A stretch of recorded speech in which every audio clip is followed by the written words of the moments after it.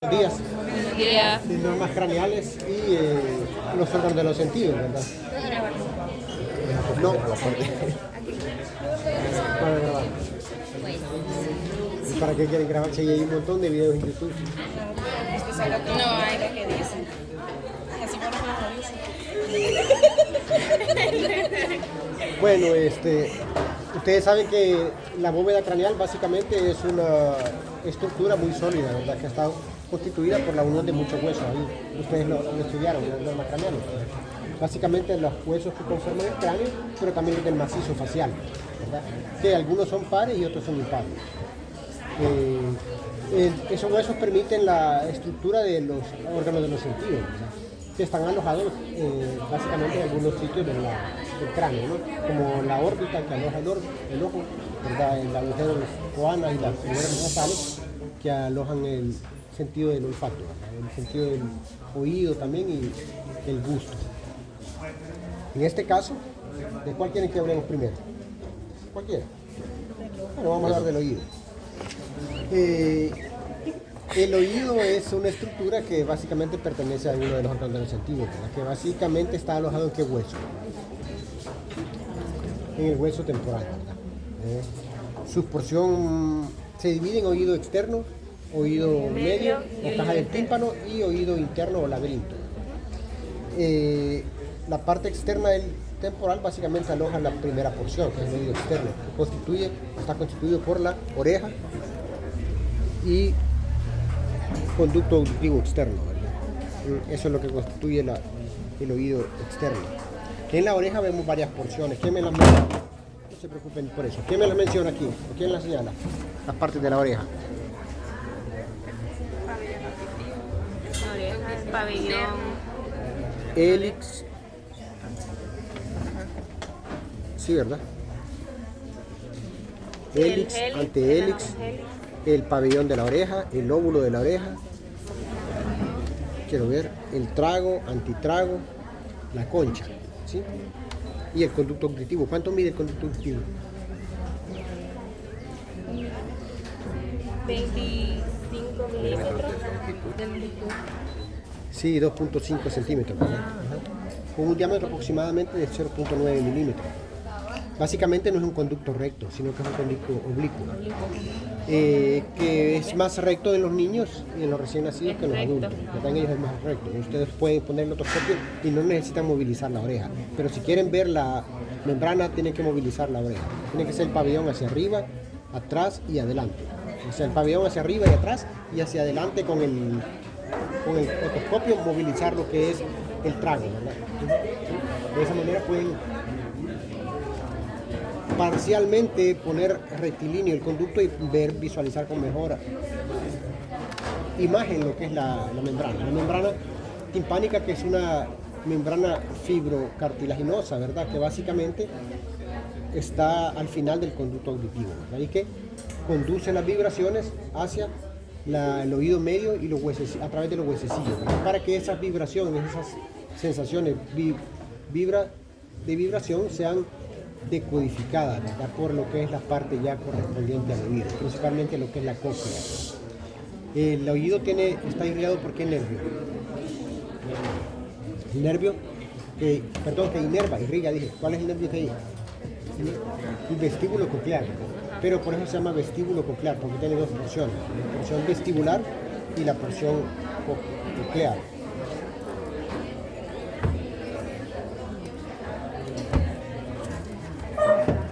Ustedes pueden ver que la membrana timpánica no está directamente en una posición vertical, sino que está ligeramente oblicua, dirigiéndose hacia la parte inferior del cuerpo. Miren, esa es la membrana. Al verla vamos a ver una membrana de color gris, perlado, ¿verdad? Es el color gris clarito perlado, ¿verdad? Es el color normal de la membrana. Cuando va cambiando de colores, eso nos orienta a algunas patologías, pero ya eso ustedes lo van a ver más adelante, cuando es parte del laboratorio. Y la caja del tímpano es la segunda porción, que se llama así porque básicamente es como una caja y está dividida o constituida por las paredes anterior, posterior, superior y piso, ¿verdad? Eso. Y la pared lateral está constituida básicamente por la membrana timpánica. Miren que nosotros la quitamos y ustedes pueden ver que está fijada a lo que es los huesecillos. ¿Cuál es el primer huesecillo? El martillo. ¿Y el otro? Yunque y el estribo, que se fija en la membrana oval. ¿Dónde está el estribo? Ah, aquí está. Se fija en la membrana oval del caracol. Así. ¿Lo ven? Sí, así es. ¿Cuáles son las porciones del martillo? Las porciones del martillo.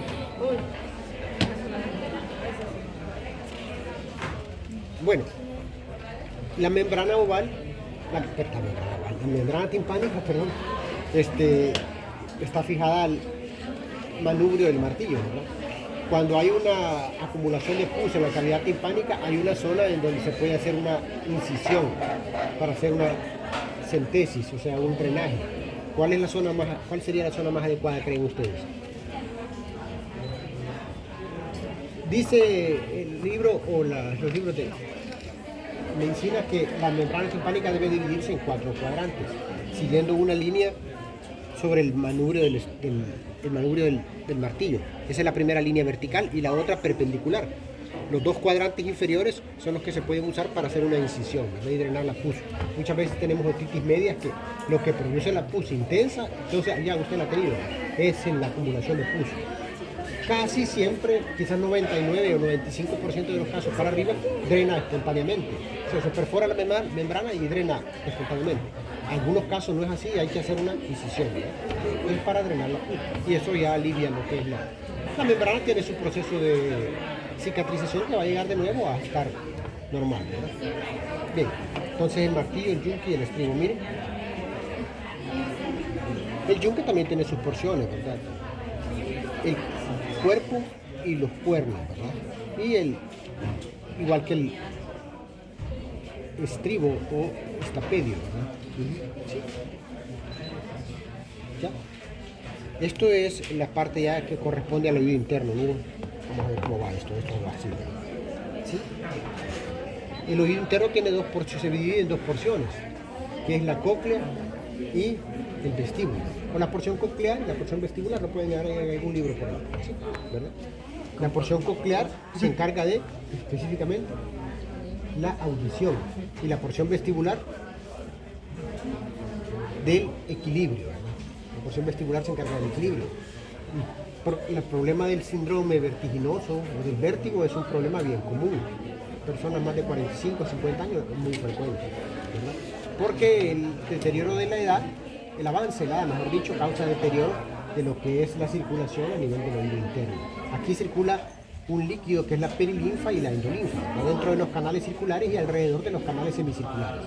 Ese líquido tiene que estar en iguales cantidades en ambos lados y circular casi a la misma velocidad. Cuando esas condiciones no son simétricas, entonces tenemos el vértigo.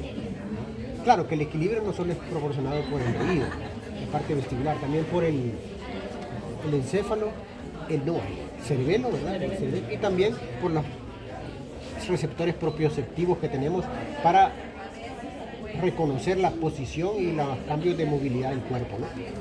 Pero si se altera eso, tenemos un vértigo de origen vestibular o un mareo de origen vestibular, ¿verdad? Son las pacientes que llevan consultando con mucho mareo y el vértigo. ¿Cuál es la diferencia del mareo y el vértigo?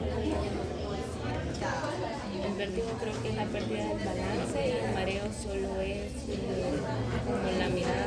El mareo es solo el ataratamiento, digamos, de esa manera más común, ¿verdad? Decirlo. Y el vértigo es la pérdida de la... del equilibrio, tal cual. del conocimiento mental de la postura del cuerpo. O sea, se pierde la postura del cuerpo y esa sensación de que se cae la persona, ese es el vértigo, ¿verdad? Más o menos, esa es la diferencia. Es más intenso que el mareo, hay más de mayor gravedad porque el paciente prácticamente se cae, ¿no? Se puede caer. Bueno, entonces el aparato de la parte interna del oído encargada del equilibrio es el vestíbulo. Y se da por esas alteraciones. Cuando hay alteraciones en la cantidad de los líquidos o el movimiento de los líquidos, se produce el vértigo de origen vestibular que característicamente se caracteriza, valga la redundancia, porque cuando se presenta cuando el paciente gira la cabeza o se agacha o se levanta. Cuando hace esos movimientos que cambian esa movilidad de esos líquidos, este es estresante. Es bien fácil de distinguir porque el paciente a veces mismo le dice, mire, no puedo dormir de este lado, o giro la cabeza y me da el dolor. Entonces ya el mismo paciente le está diciendo que el problema es vestibular.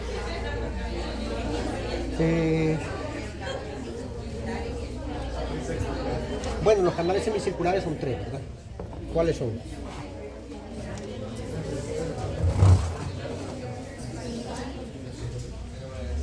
El anterior, el posterior y el lateral, ¿verdad? ¿Sí? El anterior, el posterior y el lateral, ¿sí? ¿Verdad?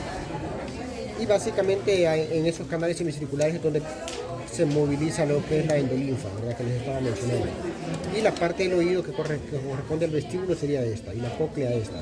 La cóclea se llama cóclea porque característicamente tiene una forma coclear como la concha del caracol, ¿verdad? La cóclea del caracol, sí. Y ahí van las dos porciones del nervio, la porción vestibular que se dirige al vestíbulo y la porción coclear que se dirige a la cóclea. Por eso el nervio se llama vestíbulo coclear u octavo par craneal, ¿verdad? ¿Sí? Hay una porción del nervio facial que entra ahí, pero no participa en lo que es la función del... Es otra la función, ¿verdad? ¿Alguna pregunta del oído? Las paredes del oído. Aquí no se mira mucho. Las paredes no son muy fácilmente identificables acá. Porque no se ve el golfo del vena yugular ni la arteria carótida, poco se ve acá la arteria carótida lineal. Ah, no, esta no es la arteria carótida. ¿Qué es esto? Ajá, el conducto de Eustaquio. Ajá, la trompa auditiva, tuba auditiva o trompa de Eustaquio. ¿Cuál es la función del tubo auditivo? Función. Comunica el oído medio. No, sí comunica, pero esa no es una función. La función de la trompa de Eustaquio es modular los cambios de presión que se dan en el oído medio. El oído medio es una cavidad cerrada, por lo tanto va a haber cambios de presión, ¿verdad? Por la movilidad, la cambio de función del cuerpo. Si nos metemos a nadar en una piscina, todo ese cambio de presión se da. Entonces la presión se regula por la trompa de Eustaquio, porque esa es como una válvula de drenaje, ¿verdad? No solo drena la presión, sino que también el exceso de secreciones que puedan formarse en el oído medio, porque todo eso está tapizado de mucosa. Todo ese exceso de secreciones van drenados ¿hacia dónde drena la trompa de Eustaquio? ¿Hacia dónde drena?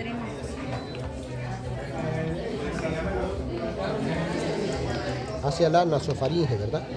¿Sí? Y la rinofaringe también. Es la misma. La naso o rinofaringe, ¿verdad? Bien, así es la cuestión. ¿Alguna pregunta? ¿No? Vamos a hablar un poquito del ojo.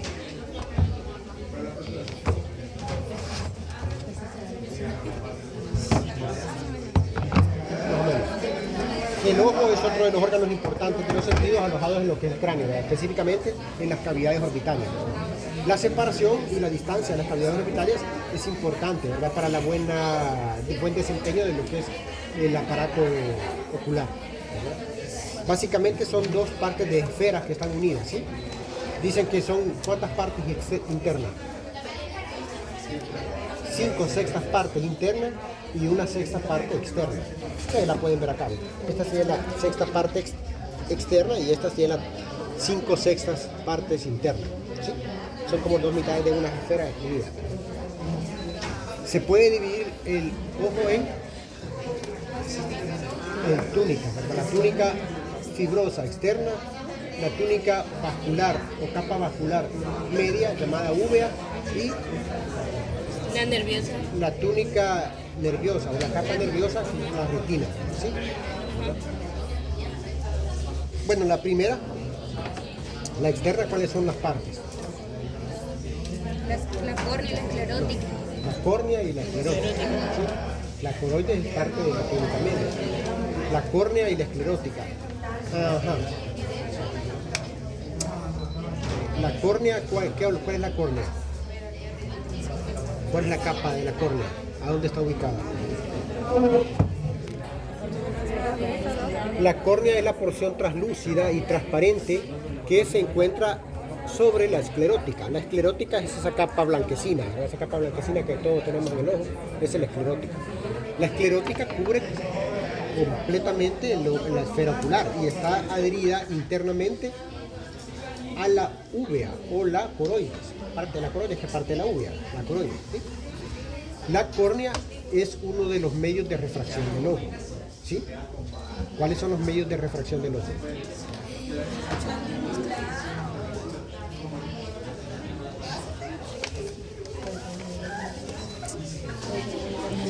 Tienen que leer el laboratorio. Es que leen solo las paginitas que están ahí, bajan el libro. Lean el libro, sí. Si es bien bonito, después de cena, ponerse a leer el libro.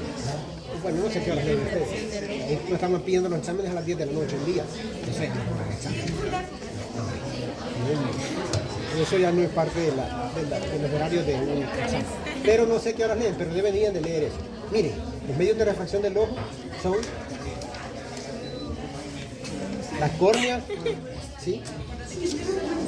El humor acuoso, en orden de hacia parte de afuera hacia adentro, el humor acuoso, el cristalino y el humor vítreo. ¿Sí? ¿Y por qué son medios de refracción? ¿Por qué se llaman medios de refracción? Porque refractan la imagen con la misma intensidad de luz. No hay casi ninguna diferencia. Bueno, tal vez en mi ojo sí, pero en ustedes que tienen 20 años, no hay ninguna diferencia de la vista externa a cómo lo captan internamente. Se ve con la misma y tal claridad. Eso se va perdiendo y va disminuyendo con la edad, porque muchas de esas estructuras que son estructuras de refracción se van volviendo un poco opacas y van perdiendo su transparencia. Eso se mide en una unidad ahí no me recuerdo cómo es que se llama, la unidad que sirve para medir los medios de refracción. Pero la córnea es uno de ellos, ahí es quizás de lo más importante. La córnea, por eso es la membrana translúcida. Y realmente es más delgada en el centro y más amplia en la periferia. ¿Para qué? Para transportar esa luz de forma, o esa imagen de forma cónica. ¿Hacia dónde transporta la imagen los medios de refracción? ¿Hacia qué parte del ojo? Hacia la mácula. ¿Sí? Hacia la mácula, que es la parte donde llega la imagen. Y por cierto llega invertida, ahí por los mecanismos de la conducción nerviosa que se da de esa imagen en las partes del encéfalo, es que ya percibimos la imagen tal como es, pero llega invertida. ¿No? Pero bueno, ese es uno de los medios de refracción, la córnea. Y la esclerótica es la parte blanquecina. Los movimientos oculares se deben ¿a qué? A los músculos extrínsecos del ojo. ¿Cuántos son? Son 6. 4 rectos y 2 oblicuos. El recto superior, el recto inferior, el recto lateral o externo y el recto medial o interno. Y el oblicuo superior y el oblicuo menor. Sí. Todos esos nervios están inervados por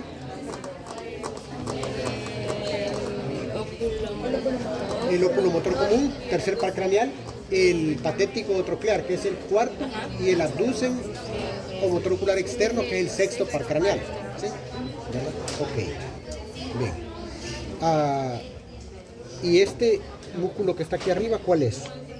¿Este? Es el elevador del párpado superior. Sí, ¿verdad? Que es inervado por... ¿Quién lo inerva? El oculomotor común. El oculomotor común se puede dividir en 2 ramas, la rama superior y la rama inferior. La rama superior inerva el elevador del párpado superior y el recto superior.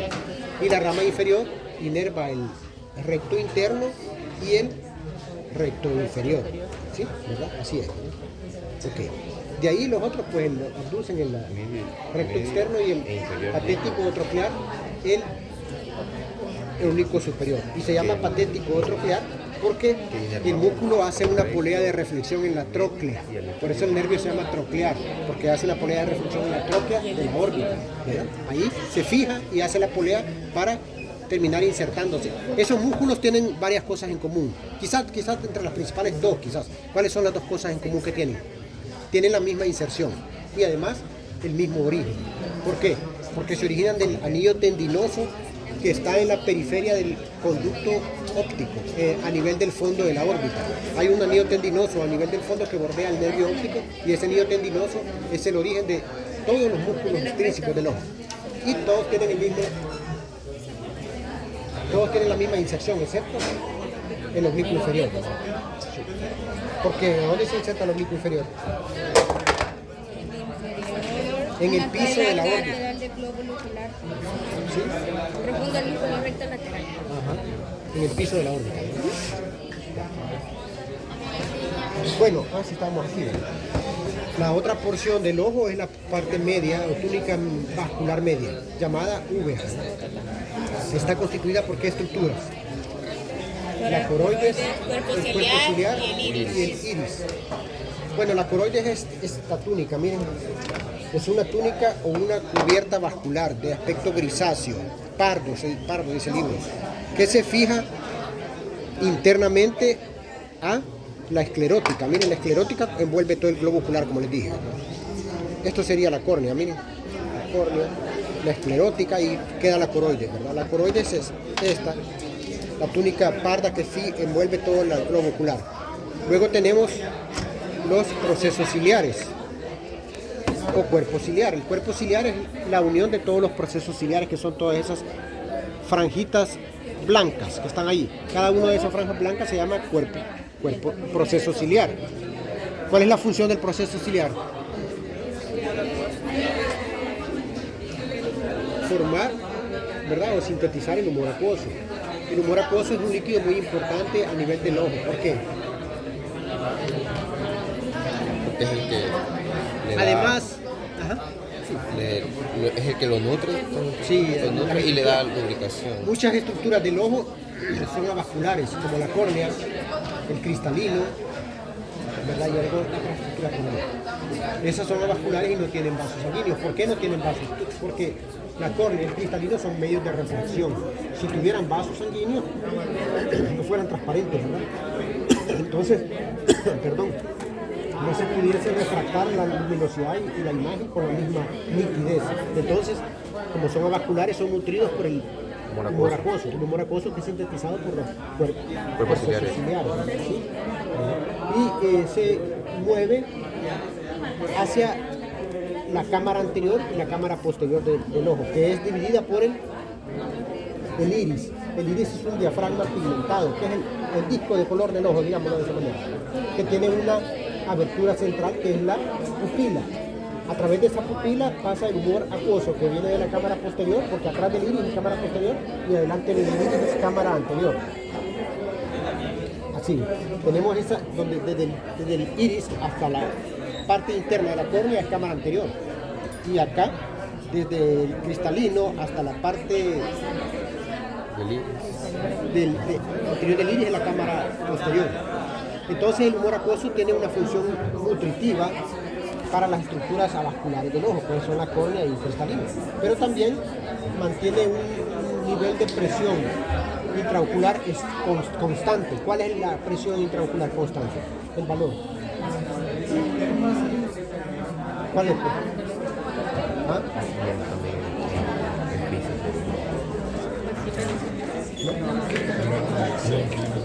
18 milímetros de mercurio, más o menos. Si nosotros aumentamos la presión o la disminuimos, puede tener graves consecuencias para la fisiología del ojo. ¿Cómo se llama la presión o la patología que causa el aumento de presión del ojo?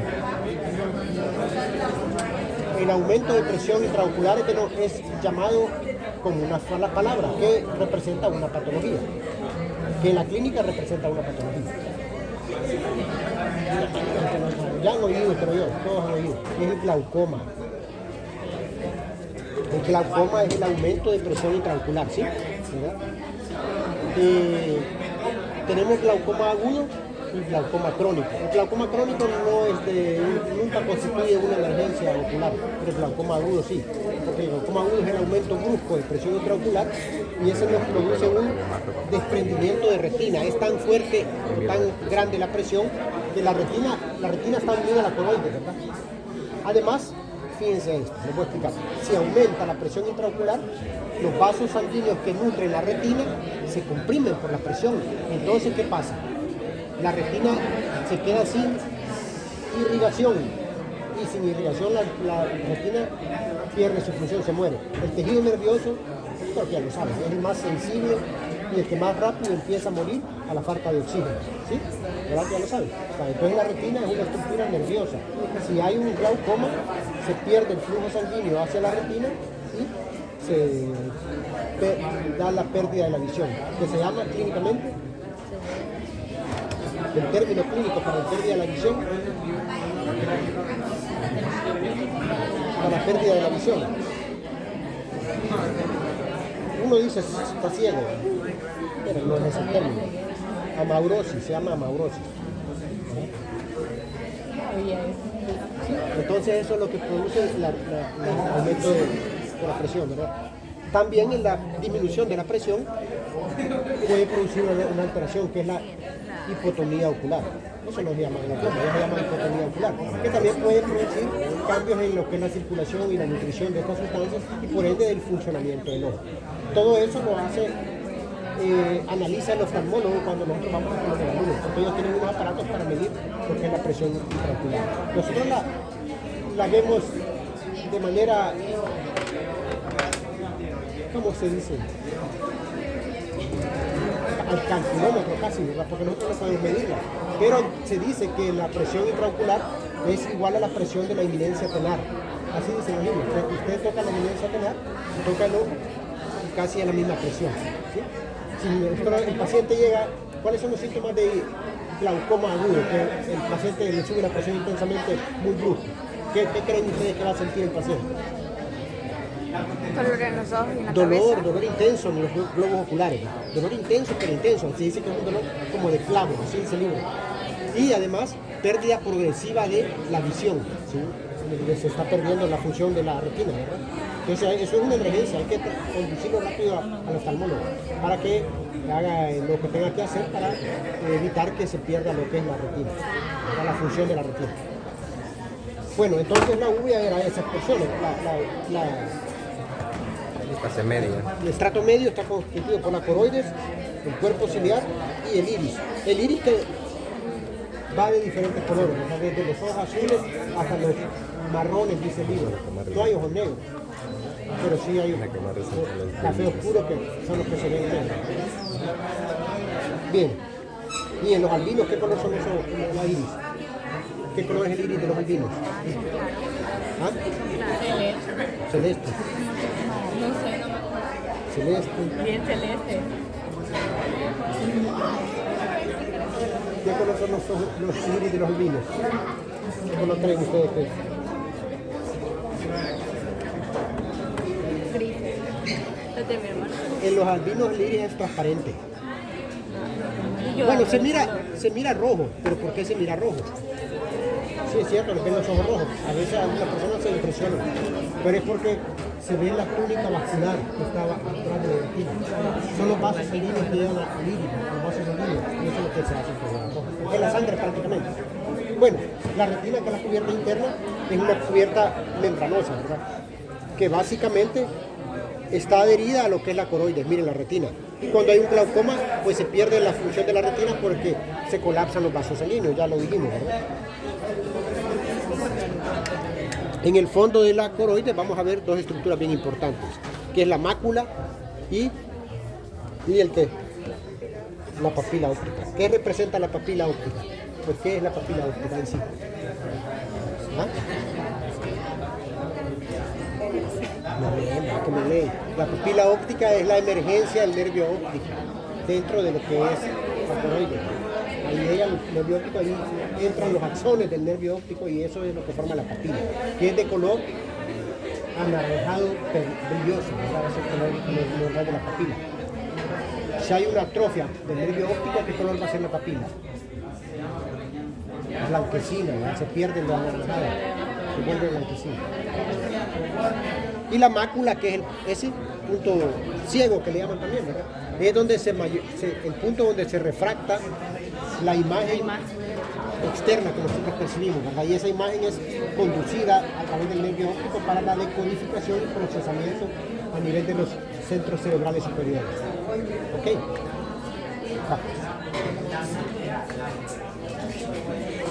¿Alguna pregunta? Yo, doctor, una pregunta. he escuchado que a través de la esclerótida se pueden llegar a ver enfermedades que no sean directamente del ojo. ¿A través de la qué? De la esclerótida. Que dicen, si usted tiene, por ejemplo, cierto color de esclerótica, los Pues naturistas claro. le llegan a decir. Sí, hombre. Llega a ser cierto. No es siempre No cierto. vengo hablando de naturistas, esos son farsantes. Los Ajá. naturistas son farsantes. No tienen conocimiento científico de las cosas, les voy a decir. No se ofendan.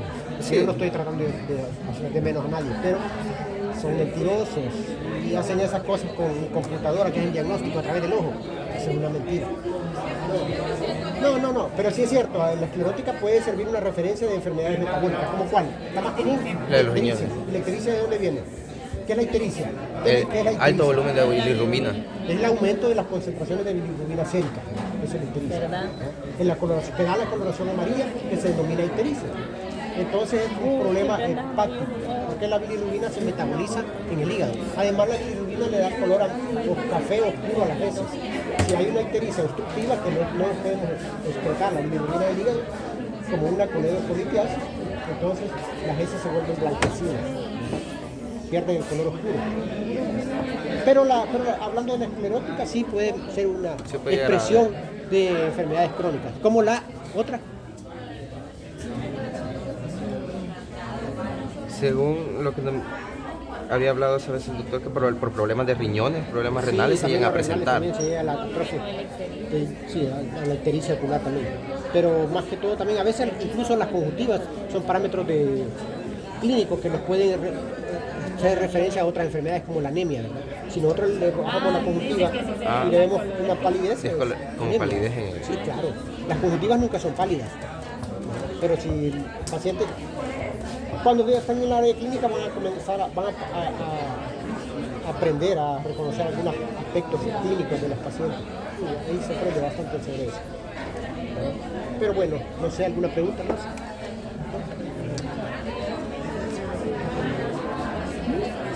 Ok.